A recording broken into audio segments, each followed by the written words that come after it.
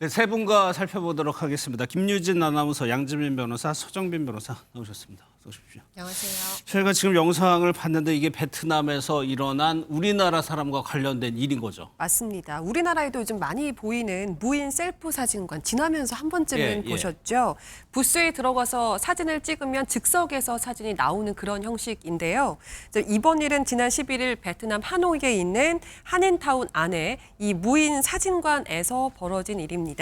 당시 한 부스에서 베트남 여성 2명이 사진을 찍고 있었습니다. 근데 그 옆에서 한국인 여성 일행이 기다리고 있었거든요. 그런데 빨리 나오라면서 이제 재촉을 했던 거예요.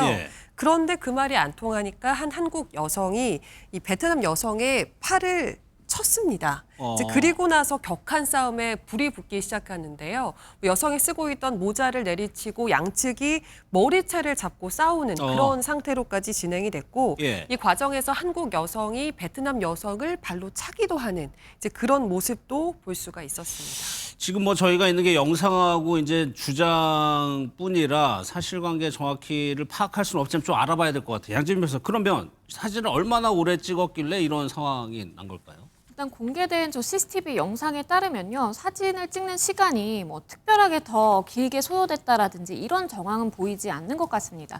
우리가 일반적으로 저런 스티커 사진기, 그러니까 사진 촬영하는 그 기계를 이용해서 촬영할 때는 사진을 뭐 고르고 그리고 편집을 하고 뭐 이런 시간도 사실 필요하기 때문에 그렇죠. 아마도 저 베트남 여성들은 사진을 고르고 있던 와중이었던 것 같아요. 그리고 저런 기계들은 시간이 제한이 되어 있어서 지나가면 그냥 자동으로 설정이 돼서 넘어가게 됩니다. 그래요? 그렇기 때문에 아마도 과도한 시간을 소비한 것 같지는 않고, 다만 한국인 여성 입장에서는 본인이 다음 차례인데 기다리고 있는데 그 시간이 좀 빨리 끝냈으면 좋겠다라는 생각이 들다 보니까 계속 재촉을 하게 됐고, 그러면서 부딪히면서 이렇게 감정 싸움이 일게 된 것 아닌가라는 생각도 듭니다. 근데 김유진 아나운서가 앞서 11일에 벌어진 일이라고 했는데 오늘 16일이니까 닷새 전 일이 지금 어떻게 알려진 겁니까? 이게 그동안 CCTV 영상이 퍼지고 베트남 여성 측에서 피해 사실을 주장하는 글을 올리게 되면서 현지에서부터 터졌군요. 퍼지게 됐습니다. 그렇게 해서 지금은 뭐 양국의 온라인이 굉장히 뜨겁게 달궈지고 있는 상황인데요. 그 과정에서 이 한국 여성이 현지에 있는 한국 업체에서 일하고 있는 직원이다. 뭐 이런 사실까지 전해지기도 했습니다. 이렇게 자신의 신상이 밝혀지는 등 사태가 점점 심각해지니까 이 해당 한국 여성이 베트남 교민 대화방에 이런 글을 올렸다고 해요. 당시에 본인이 술에 취해 있었고 베트남 여성 둘이 너무 오래 안 나와서 술 기운에 해서는 안 되는 폭행을 했다. 이렇게 해명을 했다는 거죠.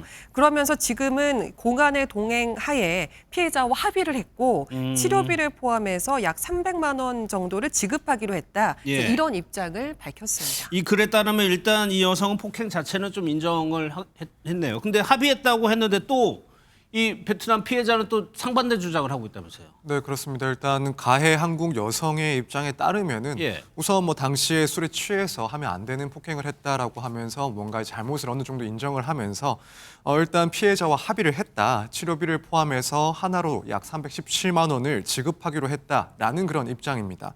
다만 이제 여기에 대해서 피해자는 또 다른 이야기를 하고 있는 상황인데요. 이 피해 여성은 지금까지 어떠한 금전적인 보상에 대해서 합의를 한 적이 없다라고 이야기를 하면서 사건 이후 현재까지도 두통이나 메스꺼움 등 이런 트라우마에 시달리고 또 후유증에 시달리고 있다라고 주장을 하고 있습니다. 따라서 실제 합의가 있었는지 합의 제한이 있었는지 여부가 확인되지 않는 상황입니다. 그럼 양 변호사님, 뭐 어떻게 보면 제3자라고 볼 수도 있지만 이 사진관 측에서도 뭔가 좀 움직임이 있을 것 같은데요.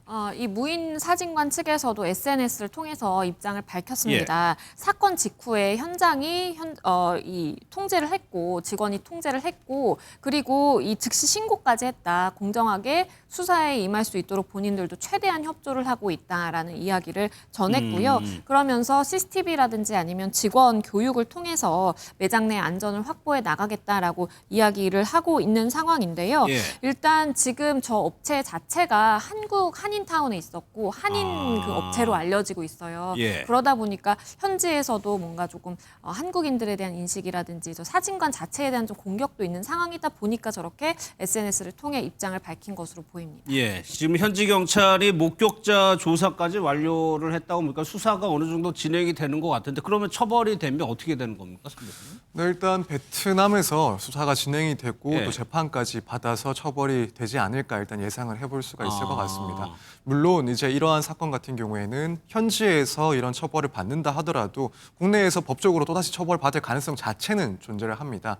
일단 우리나라 국민이 들어와서 또 처벌을 받을 가능성도 일단 원칙적으로는 가능은 합니다. 예. 이제 다른 곳에서 형사처벌, 외국에서 형사처벌을 받았다 하더라도 그 판결이 우리나라의 판결과 동일하게 취급되지는 않기 때문에 해당 사건이 실제로 형사 사건화 된다고 한다면 국내에서도 뭐 일단 이론적으로는 처벌 가능하긴 한데 다만 이제 현실적으로 이제 처벌 가능성은 매우 낮다, 뭐 사실상 없다라고 봐야 되지 않을까 그렇게 생각이 됩니다. 왜냐하면 결국에는 국내에서 만약에 뭐 형사 사건을 실제로 진행하기 위해서는 이 피해자들을 또 소환을 한다든가 해서 예. 그 피해 진술을 또 청취를 해야 되는데 이제 그것이 가능할 것으로 보이지는 않기 때문에 아무래도 이제 형사처벌 자체는 베트남에서 모두 처벌받고 끝이 나지 않을까 이렇게 생각이 됩니다. 저 사건과 관련해서 처벌받은 건 받아야 되겠지만 또 하나 이건 좀 다른 문제일 수도 있는 건데 저 여성의 신상이 그대로 노출이 됐다고 하는데 이 부분은 문제가 없는 건가요? 사실 이제 국내법 기준으로 했을 때는 문제가 될 수 있긴 예. 합니다. 결국 이런 CCTV를 통해서 신상이 정보가 된다라고 하면 결국 뭐 명예훼손과 같은 그런 범죄가 성립될 수가 있습니다.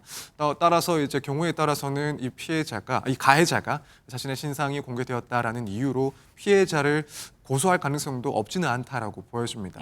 다만 이제 개인적으로 만약 이런 사건에 대해서 의뢰가 들어오고 자문을 구한다고 한다면 사실 그러한 형사 고소는 조금 만류를 하고 싶긴 합니다. 일단 현지에서 조사가 진행이 돼야 되는 건데 아무래도 국내와는 상황이 조금 다르다 보니까 실제로 처벌까지 가능할지 여부에 대해서는 다시 한번 더 검토를 할 필요성이 있고 무엇보다도 현재 상황에서 가해자로 지목되고 있는 입장이다 보니까 이걸 이제 피해자라고 보이는 사람에 대해서 추가적인 고소를 한다라는 것은 아무래도 이 사건을 진행하는 데 있어서 좀 부담이 될 수 있다라고 생각이 됩니다. 따라서 뭐 현실적으로 고려할 사항들 그리고 이 현재까지는 가해자로서 조사를 받고 있는 그런 상황 이런 점들을 고려했을 때 개인적으로는 조금 만류를 하고 싶지 않나 이렇게 생각이 됩니다. 알겠습니다.